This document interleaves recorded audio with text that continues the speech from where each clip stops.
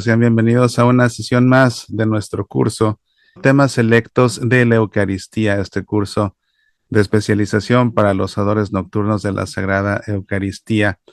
¿Cuál fue el primer nombre que dieron los cristianos a la misa? La fracción del pan. Bueno, la institución de la Eucaristía en la Escritura. Vamos a empezar a pensar. La primera pregunta es esta. ¿Dónde, cuándo y cómo instituyó Jesús la Eucaristía? Y a que les leo la mente y todos estarán diciendo, en la última cena, ¿le atiné a sus mentes, sí o no? Pero ahora pongan atención a esta pregunta. Estamos pensando, ¿cómo sabemos nosotros de qué forma instituyó Jesús la Eucaristía? Y aquí puede ser que alguien esté pensando algo que no necesariamente es correcto. Porque la realidad es que si sabemos nosotros de qué forma instituyó Jesús la Eucaristía, es porque lo escuchamos en misa cada semana. ¿Sí o no? Alguien podrá decir, pues porque eso dice la Biblia. Sí, claro, eso dice la Biblia. Pero lo cierto es que nosotros, si no sabemos de memoria cómo instituyó Jesús la Eucaristía, no es porque nos la pasamos leyendo los relatos de la institución de la Eucaristía semana a semana.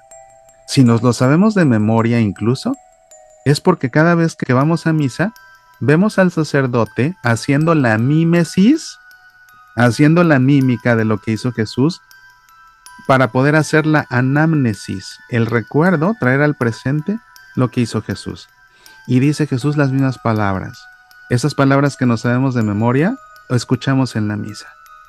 Entonces, si sabemos de qué forma instituyó Jesús la Eucaristía, no es tanto porque lo leemos en la Biblia, sino que es porque lo escuchamos y lo vemos y participamos de ello en la misa cada semana. Entonces aquí incluso voy a agregarle esto. Es porque lo escuchamos y lo vemos y participamos de ello en la misa cada semana. Algunos incluso todos los días. Esto es muy importante. La conexión entre ese conocimiento y la participación en la misa es muy importante para el estudio que vamos a hacer hoy de la institución de la Eucaristía en la Escritura. Mucho más importante de lo que ustedes se imaginan. Otra pregunta para pensarse. ¿Dónde dice cómo instituyó Jesús la Eucaristía? Bueno, aquí sí. ¿Dónde dice? Pues en el Nuevo Testamento. En concreto, en 4 textos. El Evangelio según San Marcos, el Evangelio según San Mateo, el Evangelio según San Lucas y la primera carta de Pablo a los Corintios. Ahí es donde dice cómo la instituyó. Pero fíjense esto, en la conexión en estas 2 preguntas. ¿Cómo sabemos nosotros de qué forma instituyó Jesús la Eucaristía? Porque lo vivimos en cada misa. Sin embargo, ¿dónde dice cómo? En esos textos del Nuevo Testamento. Ahora, esos textos del Nuevo Testamento están contenidos en la Biblia. ¿Qué fue primero? Les pregunto. ¿La Biblia o la iglesia? ¿Qué hubo primero? ¿Una iglesia o una Biblia? Hubo primero una iglesia antes que una Biblia. De hecho, pasaron décadas para que se empezaran a escribir los libros del Nuevo Testamento. O sea, la Biblia hebrea ya existía. Pero en el Nuevo Testamento todavía no existía, iban a pasar décadas para que se empezara a escribir el Nuevo Testamento. Entonces, primero hubo iglesia y después hubo Nuevo Testamento. ¿Qué hubo primero? ¿Qué fue primero? ¿La Biblia o la misa? Lo primero que hubo fue la misa, la fracción del pan, porque se empezó a celebrar la fracción del pan en la última cena. Y después de la resurrección resucita Jesús y ese día hay misa. Y empieza a haber misas. Y hasta décadas después va a empezar a escribirse los libros del Nuevo Testamento. Entonces, Fíjense qué interesante, y por eso hacía yo estas preguntas aquí. ¿Cómo sabemos nosotros de qué forma instituyó Jesús la Eucaristía? Porque lo vivimos en la misa cada semana o diario. Pero ¿dónde dice cómo instituyó Jesús la Eucaristía? En la Biblia. Pero si nos remontamos a los orígenes del cristianismo, las mismas preguntas se aplican. Y por eso les pregunto, ¿qué hubo primero, Biblia o iglesia? Primero fue la iglesia y hasta después el Nuevo Testamento. Y primero se celebró la misa y hasta después el Nuevo Testamento. Porque a lo mejor alguien piensa, es que nosotros celebramos la misa de la forma como Jesús partió el pan en la última cena, porque así dice la Biblia. O sea, nosotros celebramos la misa, que es la actualización de la última cena, es la anamnesis de la última cena, porque así dice la Biblia. Pero si nos vamos a los orígenes del cristianismo, podríamos decir es que los primeros cristianos celebraban la fracción del pan basándose en la última cena porque así lo contaba el Nuevo Testamento. Cuando todavía no había Nuevo Testamento, no. Entonces, ¿de dónde sacaron los cristianos la forma de celebrar la fracción del pan? De lo que pasó en la última cena. Y el Nuevo Testamento vino décadas después. Así, vamos a ver cómo fue que apareció en el Nuevo Testamento el texto o los textos de la última cena. Lo primero que sucedió fue la última cena histórica, esa cena que sucedió en Jerusalén, que tuvo Jesús con los apóstoles, con la cual se inicia el drama de su pasión. Después, los apóstoles y la comunidad de los primeros cristianos o las comunidades de los primeros cristianos comienzan a celebrar la fracción del pan. Y aquí le pongo celebración litúrgica de la fracción del pan, aunque realmente el término más preciso a esas alturas sería la celebración ritual. Realmente el término liturgia lo empezamos a usar hasta el Concilio Vaticano II. Antes no se hablaba de liturgias, antes se hablaba de ritos. Había una sagrada congregación de ritos, que ahora es el Dicasterio para el Culto Divino y Disciplina de los Sacramentos, por ejemplo. Antes, por ejemplo, en Semana Santa se hablaba de los oficios de Semana Santa. Hoy son celebraciones litúrgicas, ya no se llaman oficios. Entonces realmente el término de liturgia se empezó a usar a partir de la reforma litúrgica del Vaticano II. Por eso, siendo más precisos en esos tiempos, más bien, aunque sí era una celebración litúrgica de la fracción del pan, como en ese tiempo todavía no se usaba el término liturgia, sería mucho más preciso decirle la celebración ritual de la fracción del pan, celebrada por los apóstoles y la iglesia primitiva. Los apóstoles empiezan a cubrir terreno, empiezan a extenderse y empiezan a surgir comunidades cristianas por diferentes lugares. Y así se empieza a celebrar la fracción del pan en Palestina y se empieza a celebrar la fracción del pan en Antioquía. Palestina está formada principalmente por judíos que se han convertido al cristianismo y Antioquía está formada principalmente por gentiles, o sea, por gente que no era judía, que se han convertido al cristianismo. Antioquía era un lugar muy importante. Ahí fue el primer lugar donde a los discípulos de los apóstoles, que a fin de cuentas eran discípulos de Cristo por ser discípulos de los apóstoles, fue en Antioquía el primer lugar donde se les llamó cristianos. Ahí fue donde recibimos el nombre de cristianos, en Antioquía. Entonces se celebra la fracción del pan en Palestina y se celebra la fracción del pan en Antioquía.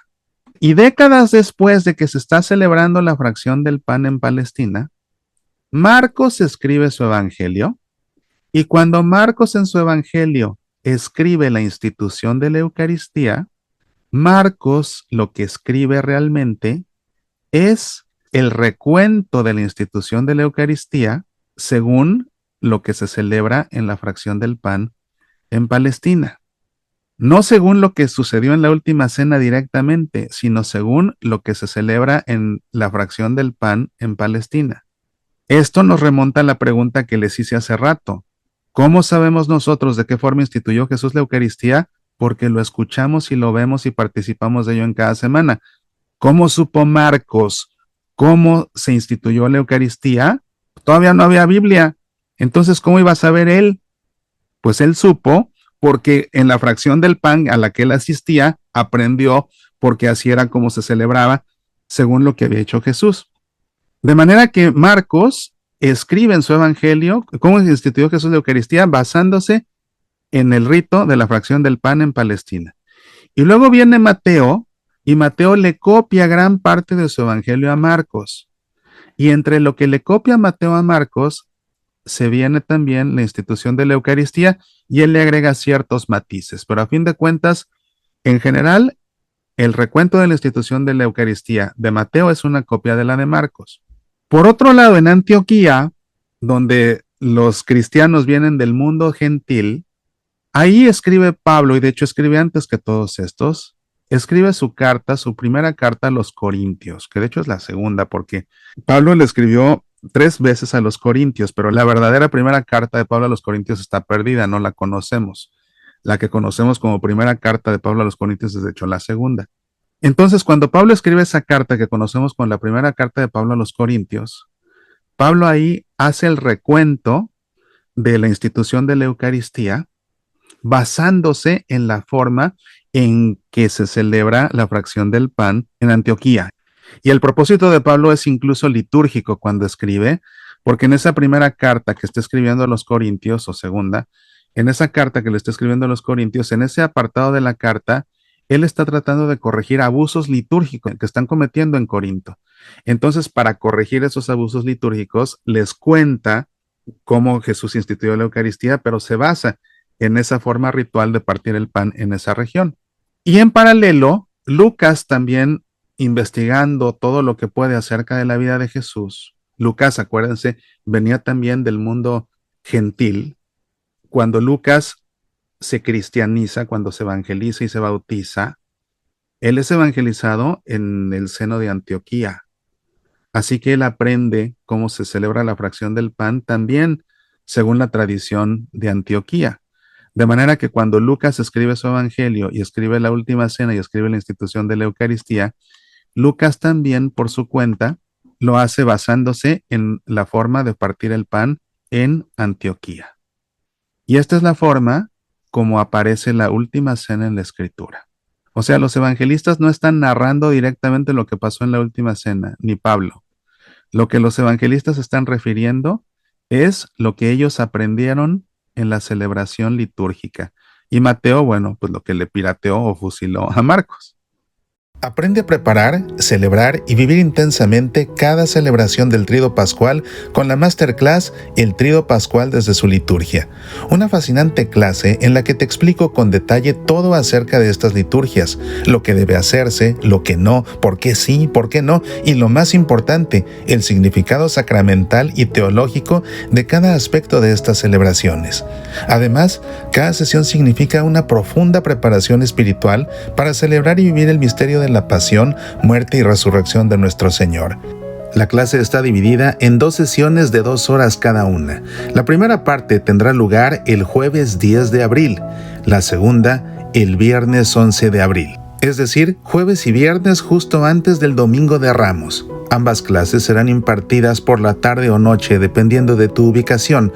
Para conocer los horarios precisos y realizar tu inscripción, visite el sitio semillasparalavida.org. Puedes inscribirte tú mismo, inscribir a tu grupo o inscribir a tu parroquia. No te pierdas esta gran oportunidad. Medita, aprende, apasionate por nuestra fe. ¿Alguna vez te has preguntado qué sucede en cada momento de la Santa Misa? ¿Por qué hacemos lo que hacemos? ¿Qué significado profundo tiene cada gesto y cada palabra? Te invito a descubrirlo en la Masterclass La Santa Misa como nunca te la habían explicado. Una clase de 6 horas impartida por tu servidor Mauricio Pérez. En esta clase estudiaremos la misa de principio a fin. Conocerás lo que debe ser, lo que no debe ser y entenderás el porqué de cada parte.